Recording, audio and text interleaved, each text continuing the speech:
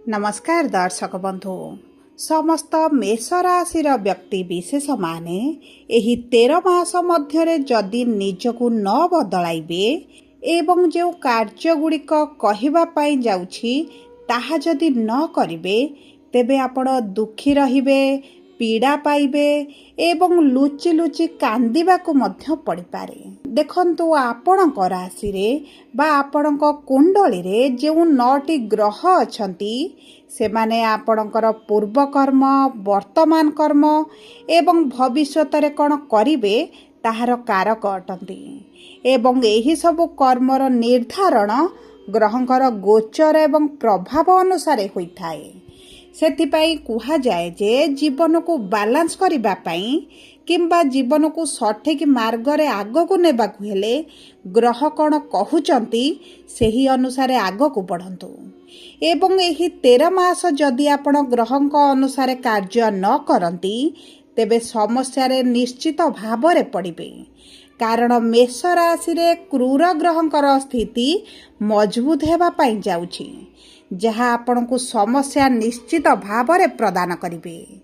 देखंतु एही वीडियो माध्यम रे आपण को निश्चित भाव रे ग्रह मानकर प्रभाव रु बंचिबा पई प्रतिकार मध्य जणाइबे एवं देखंतु प्रतिकार 3 प्रकार र होइथाय। प्रथमे आपण ग्रहंक अनुसार निजर कर्म रे परिवर्तन करंतु, सचेतन रुहंतु एवं विपदपूर्ण परिस्थिति रु दूर रे रुहंतु। द्वितीय हेउछि आपण ईश्वरंक शरण को जांतु, पूजा पाठ भक्ति रे मनोनिवेश करंतु। तृतीय हेउछि आपण निजर ग्रह मानकु शांति करिबा पई ग्रह पथर मुदी मध्य आपण धारण करि पारंती। एही 3 उपाय रे आपणकर जीवनर समस्या गुड़िक कमी पारे एवं आपण को केउ कार्य गुड़िक करिले सहज भाव रे आपणकर समस्या गुड़िक समाधान हेबो एही वीडियो माध्यम रे आपण को जणाइबे एवं आगामी 13 मास पर्यंत कोन करिवे, कोन करिबा अनुचित रहिबो ताहा मध्य आपण को जणाइबे। किंतु वीडियोटी आरंभ करिबा पूर्वरु जदि आपणकर भी मेष राशि होइथाए एवं आपण भी ईश्वरन को आंतरिक भक्ति एवं विश्वास करंती तेबे वीडियोटी को लाइक करंतु। कमेंट बॉक्स रे जय जगन्नाथ, जय मां लक्ष्मी अवश्य लिखि दियंतु।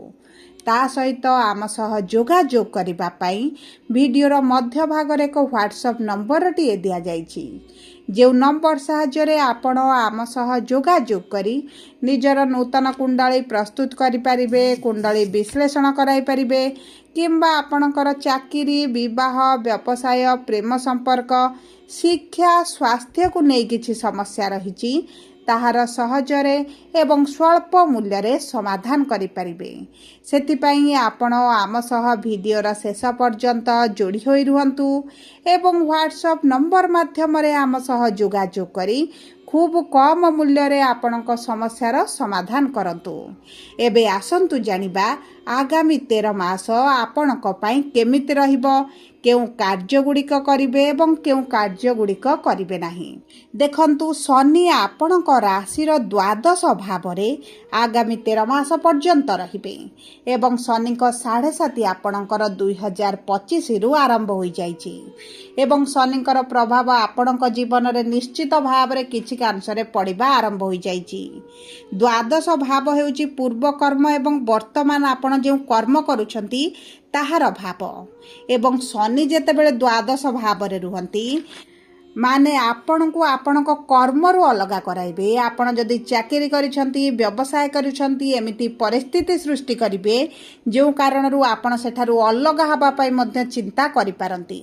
तेणु करी आगामी 13 मास पर्यंत आपणक काम को आपण काम न भाबी सेवा भाबी कार्य करंतु एवं ताहा सहित निज काम को केबे भी आपण छोटो काम बोली भाबंतु नाही। कारण शनि आपण को धीरे धीरे फल प्रदान करिवे एवं आपणक कर्म एवं आपणक भावना अनुଯାयी आपण को फल प्रदान करिवे। आपणक कर्म क्षेत्र रे असंतुष्टि देखिबे, चाकरी किछि लोकंकर चाली जाई पारे, नूतन चाकरी मिलिबारे कष्ट होई पारे, पारिवारिक स्थिति आपणक आशा ठारू अधिक खराब करिवे, ଖର୍ଚ୍ଚ ବହୁତ ଅଧିକ ବଢ଼ାଇବେ ଏବଂ ଆପଣଙ୍କୁ ଏକୁଟିଆ କରାଇଦେବେ। ଶନି ଦ୍ୱାଦଶ ଭାବରେ ରହିଲେ ଏହିଭଳି କିଛି ନା କିଛି ସମସ୍ୟା ଆପଣଙ୍କ ଜୀବନରେ ବୃଦ୍ଧି କରିବା ଆରମ୍ଭ କରିବେ। ଏହି ଆଗାମୀ 13 ମାସ ପର୍ଯ୍ୟନ୍ତ ଆପଣ ଆପଣଙ୍କ କର୍ମକ୍ଷେତ୍ରରେ ସନ୍ତୁଷ୍ଟି ରହିବା ପାଇଁ ଚେଷ୍ଟା କରନ୍ତୁ ଏବଂ ଏହି 13 ମାସ ମଧ୍ୟରେ କାହାକୁ ଧୋକା ଦେବା କଥା ଆପଣ ମନରେ ଭାବନ୍ତୁ ବି ନାହିଁ। ଆପଣଙ୍କର ଇଗୋକୁ କିଛି ମାତ୍ରାରେ କମ୍ କରନ୍ତୁ, ନଚେତ ଆପଣଙ୍କୁ କିଛି କାନୁନି ଅର୍ଚ୍ଚନା ଆସିପାରେ। ପୋଲିସ କୋର୍ଟ କଚେରୀରେ ଆପଣ ଫସିପାରନ୍ତି, କାରଣ ଦ୍ୱାଦଶ ଭାବର ଶନି ଆପଣଙ୍କୁ ନିଶ୍ଚିତ ଭାବରେ ଏହିଭଳି ସମସ୍ୟା ଭିତରକୁ ଟାଣିପାରନ୍ତି। ସେହି ସବୁ ଦିଗ ପ୍ରତି ଆପଣଙ୍କୁ ସଚେତନ ରହିବାକୁ ପଡ଼ିବ, ସତର୍କ ରହିବାକୁ ପଡ଼ିବ ଏବଂ ଏହି 13 ମାସ ମଧ୍ୟରେ ଚେଷ୍ଟା କରନ୍ତୁ ଆପଣଙ୍କ କାମ ଆପଣ କରିବା ପାଇଁ, ଅନ୍ୟତ୍ର ଦିଗ ଭୁଲ ମାର୍ଗରେ ଆପଣ ପ୍ରବେଶ ନ କରିବା ପାଇଁ। ଦେଖନ୍ତୁ, ଗୁରୁ ଆପଣଙ୍କର ଏହି 13 ମାସର ପ୍ରାରମ୍ଭରୁ ଆପଣଙ୍କ ତୃତୀୟ ଭାବରେ ବିରାଜମାନ କରିଛନ୍ତି। ଗୁରୁ ଜ୍ଞାନର ଅଧିପତି ଏବଂ ତୃତୀୟ ଭାବ ବା ବୁଧ ହେଉଛନ୍ତି ଆପଣଙ୍କ ବୁଦ୍ଧିର ଅଧିପତି। ଯେହେତୁ ଉଭୟଙ୍କ ମଧ୍ୟରେ ଶତ୍ରୁତା ଆଚରଣ ମନୋଭାବ ରହିଥାଏ, ଆପଣ ସେହି ଦିଗ ପ୍ରତି ଟିକେ ଧ୍ୟାନ ଦେବେ। ଆପଣ ଯେଉଁ ବିଷୟରେ ଜାଣିନାହାନ୍ତି, ଅଧୁରା ଜ୍ଞାନକୁ ନେଇ ଆପଣ କାହାକୁ ପରାମର୍ଶ ଦିଅନ୍ତୁ ନାହିଁ, କାହାକୁ ବୁଝାନ୍ତୁ ନାହିଁ, ନଚେତ ଆପଣ ବଦନାମୀ ମଧ୍ୟ ହେବାକୁ ପଡ଼ିପାରେ। ତୃତୀୟ ଭାବର ଗୁରୁ ଆପଣଙ୍କୁ ଅଯଥା ଯାତ୍ରା ଗୁଡ଼ାଏ କରାଇବେ, ଅଯଥାରେ ଆପଣଙ୍କୁ ଟ୍ରାଭେଲ୍ କରିବାକୁ ମଧ୍ୟ ପଡ଼ିପାରେ, ଯେଉଁ କାରଣରୁ ଆପଣଙ୍କ କର୍ମରେ କିଛି ନା କିଛି ବାଧା ବିଘ୍ନର ସମ୍ମୁଖୀନ ଆପଣ ହୋଇପାରନ୍ତି। ସେହି ସବୁ କାର୍ଯ୍ୟ ପ୍ରତି ଆପଣଙ୍କୁ ଟିକେ ଦୃଷ୍ଟି ଦେବାକୁ ପଡ଼ିବ ଏବଂ ଆପଣଙ୍କର ଏହି ସମୟ ମଧ୍ୟରେ, ଏହି 13 ମାସ ମଧ୍ୟରେ ତନ୍ତ୍ର ମନ୍ତ୍ର ଗୁଣି ଗାରଡ଼ି ନେଗେଟିଭ୍ ଜିନିଷ ପ୍ରତି ଆପଣ ଆକୃଷ୍ଟ ହୋଇପାରନ୍ତି। ସେହି ଦିଗରେ ଆପଣ ଆଗକୁ ବଢ଼ିବା ପାଇଁ ମଧ୍ୟ ଚେଷ୍ଟା କରିପାରନ୍ତି, କିନ୍ତୁ ଭୁଲରେ ବି ମଧ୍ୟ ଏହିଭଳି ନକାରାତ୍ମକ ଜିନିଷ ଠାରୁ ଦୂରରେ ରୁହନ୍ତୁ। ତନ୍ତ୍ରମନ୍ତ୍ର ଆପଣଙ୍କ ଜୀବନରେ ସମସ୍ୟାକୁ କମାଇବା ବଦଳରେ ବଢ଼ାଇବା ଆରମ୍ଭ କରିବ। ତେଣୁକରି ଆପଣ ସତର୍କ ରହିଲେ, ସଚେତନ ରହିଲେ ଆଗାମୀ 13 ମାସ ମଧ୍ୟରେ ଆପଣଙ୍କ ଜୀବନରେ ଯେଉଁ ଶନିଙ୍କର ପ୍ରଭାବ 7.5ର ପ୍ରଭାବ ରହିଛି, ଧୀରେ ଧୀରେ କମିବା ଆରମ୍ଭ ହେବ ଏବଂ କେତୁ ଆପଣଙ୍କର ପଞ୍ଚମ ଭାବରେ ସମ୍ପୂର୍ଣ୍ଣ 13 ମାସ ପର୍ଯ୍ୟନ୍ତ ରହିବେ। ବିଶେଷ ଭାବରେ ଡିସେମ୍ବର ପର୍ଯ୍ୟନ୍ତ ଆପଣଙ୍କର କେତୁ ବିରାଜମାନ କରୁଛନ୍ତି। ତେଣୁକରି କେତୁ ହେଉଛନ୍ତି ମାୟା ବା ଆପଣଙ୍କୁ ଭ୍ରମିତ କରାଇବେ। ଆପଣ ଚେଷ୍ଟା କରନ୍ତୁ କାହା ଜାଲରେ ନ ଫସିବା ପାଇଁ ଏବଂ ଆପଣ ଭ୍ରମରେ ରୁହନ୍ତୁ ନାହିଁ ଯେ ଆପଣଙ୍କ କାର୍ଯ୍ୟରେ କେହି ସହାୟତା ପ୍ରଦାନ କରିବେ, କେହି ଆପଣଙ୍କୁ ସାହାଯ୍ୟ କରିବେ କିମ୍ବା ଆପଣଙ୍କ କାର୍ଯ୍ୟ କେହି ଆପଣଙ୍କ ପାଇଁ କରିଦେବେ। ଏହି ସମୟ ମଧ୍ୟରେ ଆପଣ ଠକ ଲୋକଙ୍କ ଠାରୁ ଦୂରରେ ରୁହନ୍ତୁ, ବାସ୍ତବତା ଦେଖନ୍ତୁ ଏବଂ ଏହି ସମୟରେ ଆପଣଙ୍କୁ ମିଛ ଜିନିଷ ଗୁଡ଼ିକ ମଧ୍ୟ ସତ ଲାଗିପାରେ। ଭୁଲ ଦିଗକୁ ଆପଣ ଠିକ୍ ଭାବେ ମଧ୍ୟ ଅଗ୍ରସର ହୋଇପାରନ୍ତି।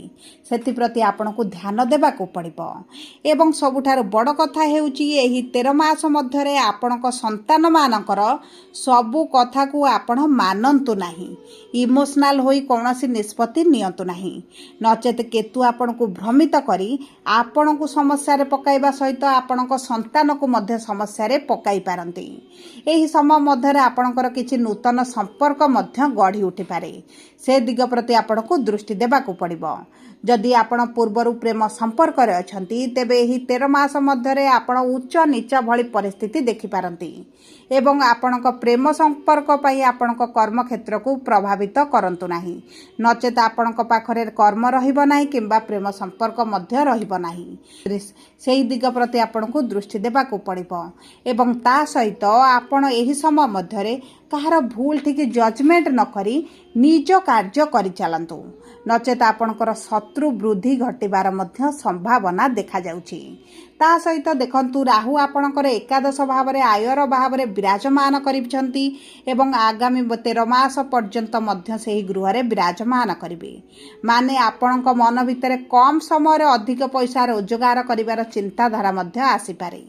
ତା ସହିତ ଆପଣ ଅନ୍ୟ ଲୋକମାନଙ୍କର ଉନ୍ନତି ଦେଖି, ସେମାନଙ୍କର ଡେଭଲପମେଣ୍ଟ ଦେଖି ଆପଣଙ୍କ ମଧ୍ୟରେ ଈର୍ଷାନ୍ୱିତ ଭାବ ଆସିବ, ଯେଉଁ କାରଣରୁ ଆପଣ ଠକାମି ଲୋକଙ୍କ କବଳରେ ଫସିପାରନ୍ତି।